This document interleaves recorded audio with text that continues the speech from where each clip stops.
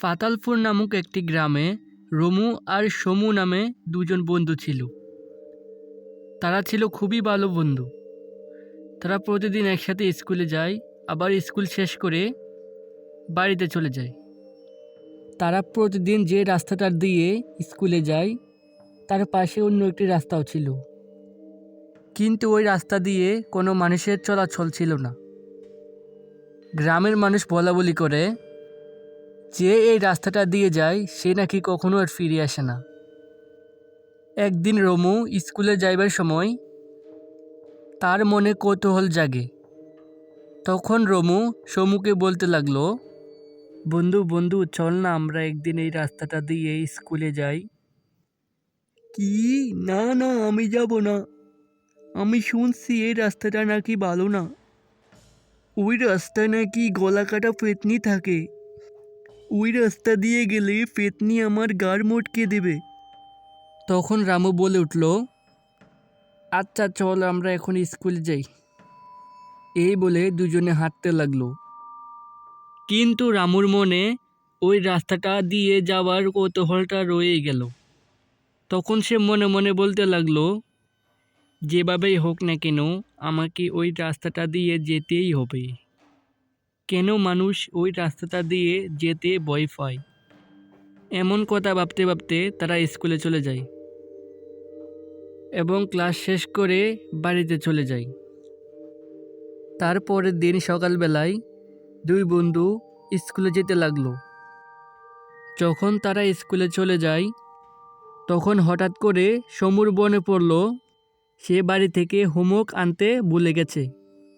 বন্ধু, আমি তো বাড়ি থেকে হোমওয়ার্ক আনতে ভুলে গেছি, এখন আমি কি করব? তখন রমু মনে মনে ভাবতে লাগলো, বাবা বাবা, মেঘ না ছাইতে জল। এবার তো তোমাকে আমার সাথে ওই রাস্তাটা দিয়ে স্কুলে আসতে হবে বন্ধু। হা হা হা। কিরে বন্ধু, কি ভাবতেছ? বল না, আমি এখন কি করব? আরে বন্ধু, আমার কাছে তো একটা এক্সট্রা হোমওয়ার্ক আছে, তোর লাগবে নাকি? হ্যাঁ হ্যাঁ বন্ধু, লাগবে, তাড়াতাড়ি দে। কিন্তু আমার একটা শর্ত আছে, ওই শর্তটা মানতে পারলেই আমি তোকে আমার এক্সট্রা হোমওয়ার্কটা দিয়ে দেব। কি শর্ত বন্ধু, বল। তুই যদি আমার সাথে কালকে ওই জঙ্গলের রাস্তাটা দিয়ে স্কুলে আসিস তাহলে তোকে আমি আমার এক্সট্রা হোমওয়ার্কটা দিতে পারবো। এই কথা শুনে তো শামু অনেক চিন্তায় পড়ে গেল আর বলতে লাগলো, বন্ধু আমার তো ওই জঙ্গলের রাস্তাটা দিয়ে যেতে অনেক ভয় করি। তুই যদি না যাস তাহলে তো আমি তোমাকে আমার হোমওয়ার্কটা দেব না।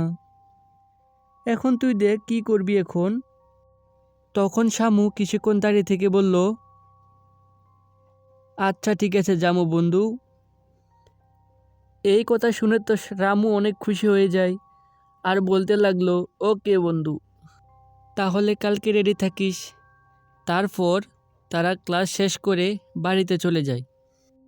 রামু বাড়িতে গিয়ে আনন্দে নাচতে লাগলো আর বলতে লাগলো, যাবো যাবো যাবো রে, জঙ্গলের রাস্তায় যাবো রে, কত মজা হবে রে, যাবো যাবো যাবো রে।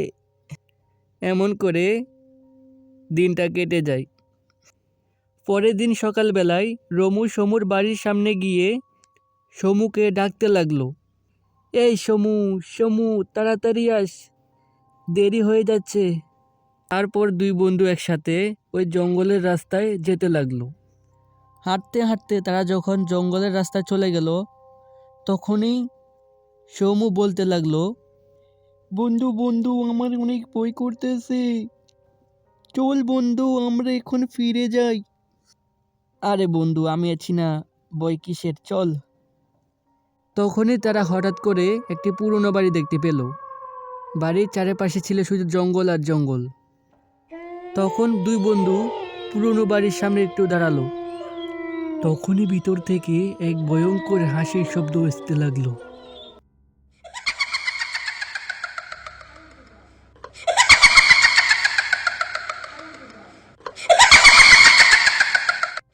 আর দেখতে পেল বাড়ির ভিতর থেকে একটি গলা কাটা পেতনি তাদের দিকে আসতে আসে। এই কে রে তোরা? তোদের এত বড় সাহস, তোরা আমার বাড়ির সামনে কি করস? আজকে আমি তোদের ঘাড় মটকে দেব। হা, হা, হা। এই কথা শুনে তো সমু খুবই ভয় পেয়ে যায়। কিন্তু রমু ছিল খুবই চালাক আর খুবই সাহসী। সে ভয় না পেয়ে বলতে লাগলো, পেতনি দাদি তুমি আমাদেরকে মেরো না।